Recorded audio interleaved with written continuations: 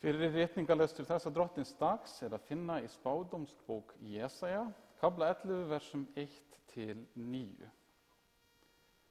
Að stofni Ísai mun kvistur framspretta og angi uppvaksa af rótum hans. Yfir honum mun hvíla andi drottins, andi vísdóms og skilnings, andi ráðspeki og kraftar, andi þekkingar og ótta drottins. Unun hans mun vera að óttast drottin. Hann mun ekki dæma eftir því sem augu hans sjá og ekki skera úr málum eftir því sem eyru hans heyra. Með réttvísum mun hann dæma hina fátæku og skera með réttlæti úr málum hina nauðstöddu í landinu.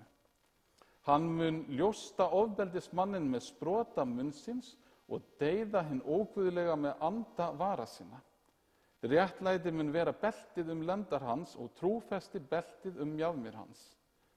Þá mun úlfurinn búa hjá lambinu og pardustýrið liggja hjá kiðlingnum. Kálfar, ung ljón og alinfé ganga saman og smásveinn gæta þeirra. Kýr og birna munu vera á beit saman og kálfar og húnar liggja hvorir hjá öðrum og ljónið mun hey eta sem naut. Brjóstmylkingurinn mun leika sér við hóludyr nöðrunar og barnið nývanið af brjósti stinga hendi sinni inn í bæli horn ormsins. Hvergi á mínu heilaga fjalli munu menn illt fremja eða skaða gjöra, því að jörðin full af þekkingu á drottni, eins og djúp sjávarins vötnunum hulið. Þannig hljóðar hið heilaga orð, Guði sé þakkargjörð. Síðari ritningalestur þessa drottins dags að finna í bréfi Páls postula til Rómverja, kafla 15, versum 4-7 og 13. Allt það sem áður ritað oss til uppfræðingar, til þessar vér fyrir þolgæði og huggun ritninganna, héldum von vorri. En Guð sem veitir þolgæðið og huggunina gefi yður að vera samhuga að vilja Krists Jesú, til þess að þér allir saman einum munni vexa með Guð föður, drottinn vors Jesú Krist, takið þið hver annan að yður, eins og Kristur tók yður að sér, Guði til dyrðar. Guð vonarinnar fylli yður öllum fögnuði og frið í trúnni, svo að þér séð auðugir að voninni í krafti heilags anda. Þannig hljómar hið heilaga orð. Dýrð sé þér drottinn, því þú hefur orð eilífs lífs, hvert annað ættum vér að fara. Guðspjallið skrifar Guðspjallamaðurinn Lúkas. Guði sé lof og dýrð fyrir sinn gleðilega boðskap. Guðspjall þessa drottins dags að finna í Lúkasar Guðspjalli, kafla 21, versum 25-33. Tákn munu verða á sólu, tungli og stjörnunum og á jörðu angist þjóða, ráðalausra við drunur hafs og brimgný. Menn munu gefa upp öndina af ótta og kvíða fyrir því að koma muni yfir heimsbyggðina. Því að kraftar himnanna munu bifast. Þá munu menn sjá mannssoninn koma í skýi með mætti og mikilli dýrð. En þegar þetta tekur að koma fram, þá réttið úr yður og lyftið upp höfðum yðar, því að lausn yðar í nánd. Hann sagði þeim líkingu, gætið að fíkjutrénu og öðrum trjám. Þegar þið sjáuð að þið eru farin að bruma, þá vitið þér af sjálfum yður að sumarið í nánd.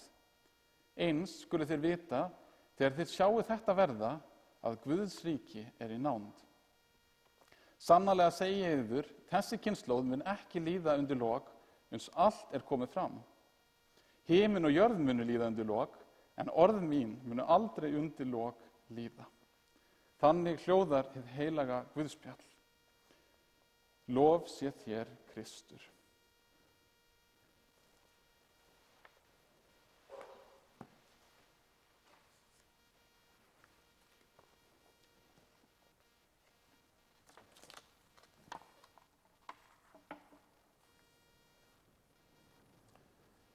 Fyrir rúmum 2000 árum síðan beið Ísraelsþjóð þess að Guð skyldi senda hinn útvalda þjón sinn, hinn smurða, Messías eða Krist.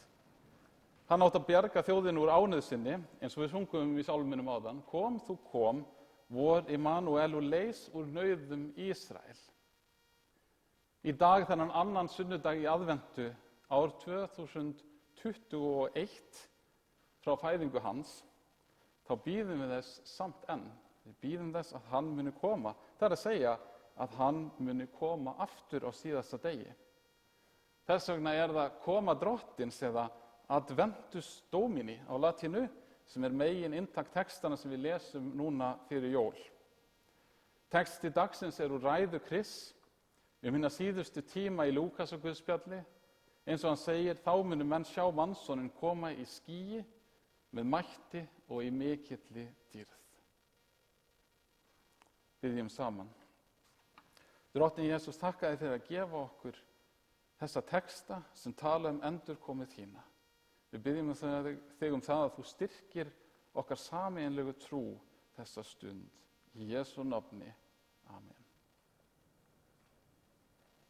Tákn munu verða á sólu, tungli og stjörnur og á jörðu angist þjóða, ráðalausra við drunur hafs og brimgný. Menn munu gefa upp öndin af ótta og kvíða fyrir því koma mun yfir heimsbyggðina, því að kraftar himnanna munu bifast. Jesús nefnir hér ýmis tákn sem eiga sér stað fyrir komu hans.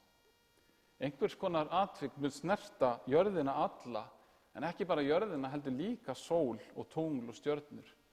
Það er augljóslega ekkert smáræði, því langt á milli. Alheimurinn allur virðist vera að rifna í sundur í þessum orðum Krist.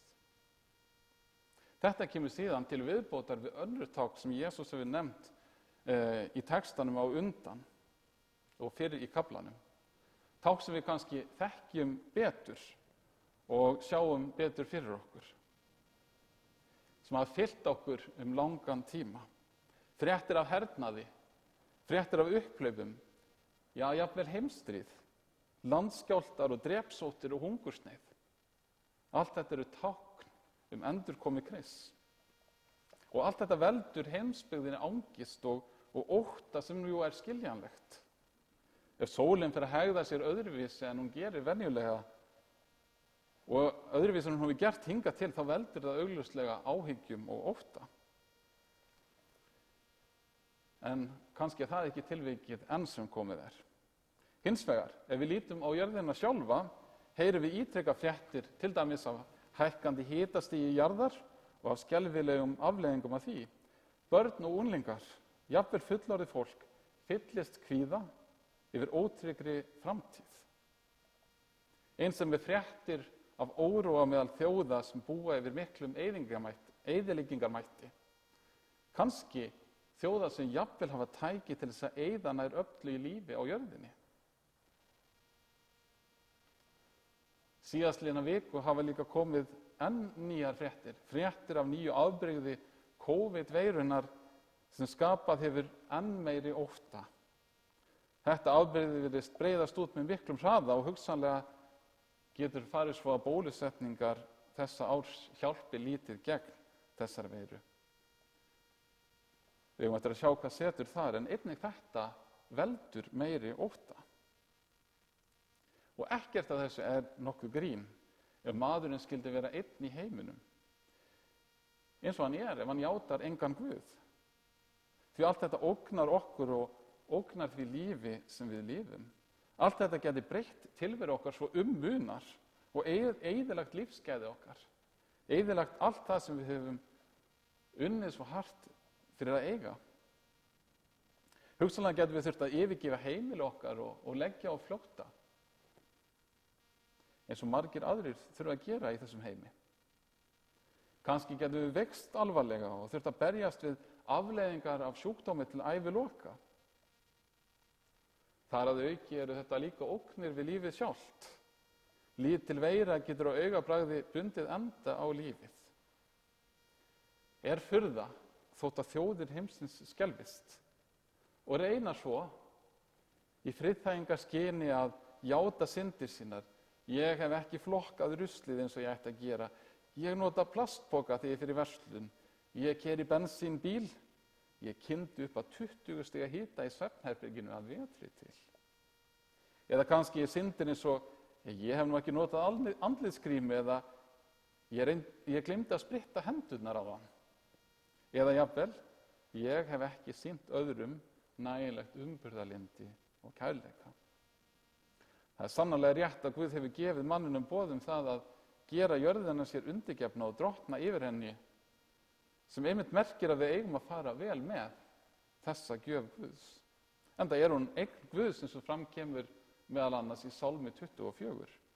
Drottni heyri jörðin og allt sem á henni er, heimurinn og þeir sem í honum búa. Það eru orð drottins.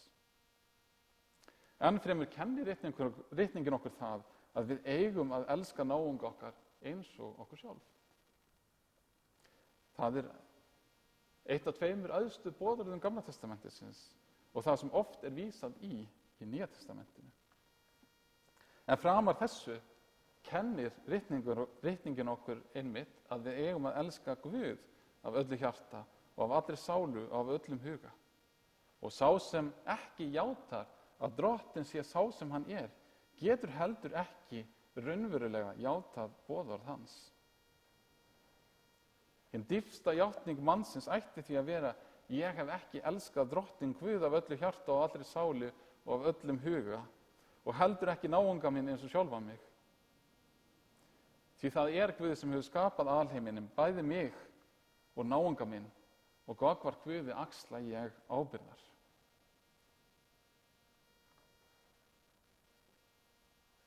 Við lesum áfram: þá munu menn sjá mannsonin koma í skýi með mætti og mikilli dýrð.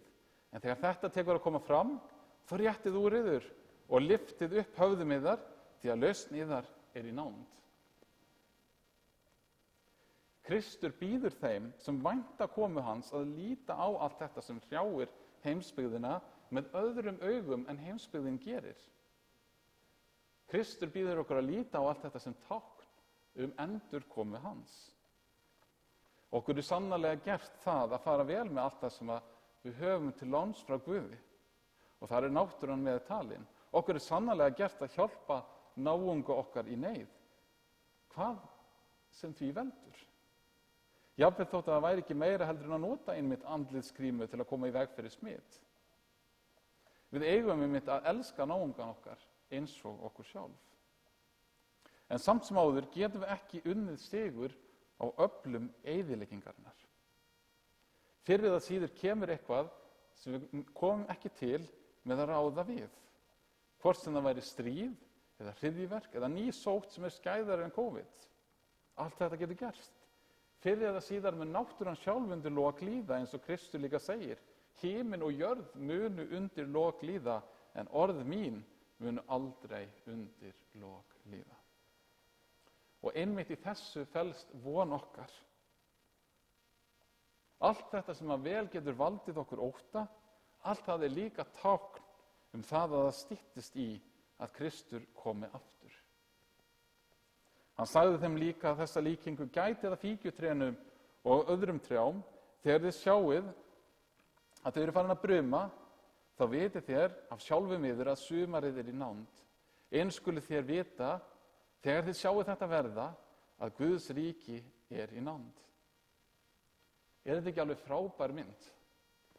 Jesús hefur verið að tala um þessi rosalegu tákn, þessi ferlegu tákn sem hefur að koma, og svo líkir hann því við tré sem er að fara að springa út og laufgast. Ég og fjölskylda mín, við keyptum okkur hús fyrir jólin í fyrra. Við tókum við í 1. desember og þá var þetta vetur og ekki auðvelt að sjá hvað garðurinn hafði upp á að bjóða. Við gátum ekki annað séð en að allt væri dautt í þessum garði. Svo kom vorið og það fór að koma lauf á trén og á sumar plöntur og við gátum smá saman greint hvaða plöntutegundir voru í garðinum, hvaða blóm voru þarna og hvaða tré og runnar voru. Það var þó eitt tré sem tók lengri tíma en öll hin. Ég var farin að halda að þetta tré hlyti að vera dautt, eða svona runni, buski sem þetta var. Það voru engin lauf og greinarnar voru gráar og hnapparnir voru bara eins og þau voru. Ekkert gerðist. En svo skildilega, þá tók buskin við sér og laufgaðist. Og þá gerði hann það eins og elding. Hann nærri því tvöfaldaðist yfir sumarið og ég þurfti að klippa hann niður tvisvar. Það leit illa út tíma. Og hann fór nærri því þannig að ég sagaði hann yfir allan runnan. En úr því sem virtist vera dautt, úr þessum dauða, þá spratt nýtt líf. Og þannig kallar Kristur okkur til að líta á allan þennan óróa í heiminum. Við þurfum ekki óttast eins og allir þeir sem enga von eiga. Þvert á móti þá höldum við í lofar Krists að hann muni koma aftur og skapa allt að nýju og gera alla hluti nýja. Þar af leiðandi þetta mikill gleði boðskapur fyrir þá sem binda vonir sínar við Krist og sem treysta því að hann muni einmitt gera það alla hluti nýja og hann muni hafa mig með, hann muni hafa okkur með. Þar til vorið kemur sjáum við bara þessar dauðu greinar á trjánum og þar til Kristur kemur sjáum við eyðileggingu og eymd í heiminum. En hann hefur sagt okkur frá því fyrirfram til þess að við óttumst ekki. Einmitt þess vegna gátu líka englarnir fyrir utan Betlehem á jólanóttu sungi friður á jörðu og velþóknun yfir mönnunum. Það leit ekki út fyrir það. Það væri friður á jörðu. Ísrael var hertekið af Róm og allt til okkar daga hafa verið ýmis tákn eins og þessi sem Jesús nefnir. En samt sem áður gátu englarnir sungið þessu orð og samt sem áður hefur kirkjan sungið þau á hverjum sunnudegi síðan, friður á jörðu og velþóknun yfir mönnunum. Að lokum, hvað eigum við þá að gera? Í fyrsta lagi skulum við taka þátt í því sem bætt getur lífskjör náunga okkar og hafa það alltaf fyrir augum að elska náunga okkar eins og okkur sjálf. Það þýðir auðvitað að við leggjum okkar að mörkum, til dæmis í baráttunni við COVID-veiruna. En enn fremur og miklu frekar gefi Jesús okkur klárt svar í lok ræðu sinnar. Við eigum að vaka og biðja og lifa í væntingunni komu hans.